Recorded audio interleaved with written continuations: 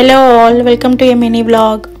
యూకేలో కూడా ఇప్పుడు సమ్మర్. ఇంకా హనీని స్కూల్ దగ్గర పిక్ చేసుకునేసరికి నా పని అయిపోతుంది.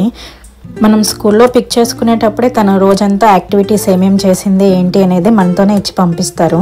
ఇంక ఇవాళ ఈ యాక్టివిటీస్ చేసిందంట, ఇంకా ఇచ్చి పంపించారు. నాకు చూపిస్తుంది తీసుకొచ్చి. కాసేపు అట్లా రెస్ట్ తీసుకుందాంలే అని ఇంకా వాళ్ళ స్కూల్ గార్డెన్లోనే కూర్చొని చూస్తున్నాను తను ఏమేమి చేసింది ఏంటి అని. లోపల కూడా ఇంకా ఏవో ఉన్నాయి చూపిస్తుంది.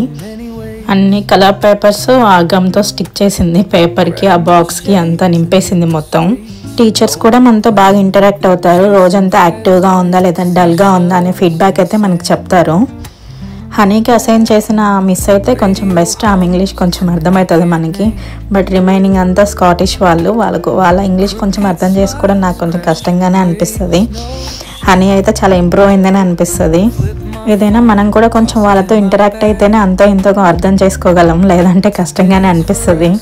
అందరినీ పిక్ చేసుకునే టైం కదా, ఇంకా వాళ్ళ ఫ్రెండ్స్ కూడా బయట కనిపిస్తున్నారు. ఇంకా చూపిస్తుంది వాళ్ళందరినీ, వాళ్ళ నేమ్స్ ఇది, వాళ్ళ మమ్మీ వాళ్ళ డాడీ వాళ్ళు అని చెప్పేసి.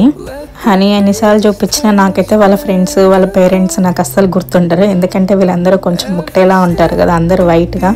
నాకైతే అస్సలు గుర్తుండదు. నీకు చెప్పాను కదా ఆల్రెడీ, నేను మొన్న చూపించాను కదా అంటది. ఇంకా వాళ్ళ పేరెంట్స్ ఎక్కడైనా బయట కనిపిస్తే, అంటే మా కమ్యూనిటీలోనే ఉంటారు కదా, వాళ్ళు ఎక్కడన్నా బయట కనిపిస్తే ఇంకా వాళ్ళ పేరెంట్స్ వీళ్ళ పేరెంట్స్ అని చెప్తుంది. వాళ్ళు ఎదురే వాళ్ళేమో నవ్వుకుంటూ వెళ్ళిపోతారు హాయ్ అని చెప్పేసి. తన బాటిల్లో ఇంకా జాకెట్ నేను క్యారీ చేస్తుంటే తను చేసిన బాక్స్ తనే క్యారీ చేస్తుంది. పేరెంట్స్తో కైండ్గా ఉండాలంట, వాళ్ళు మిస్ చెప్పిందంట. సో తనే మోసుకుంటుంది. Bye bye.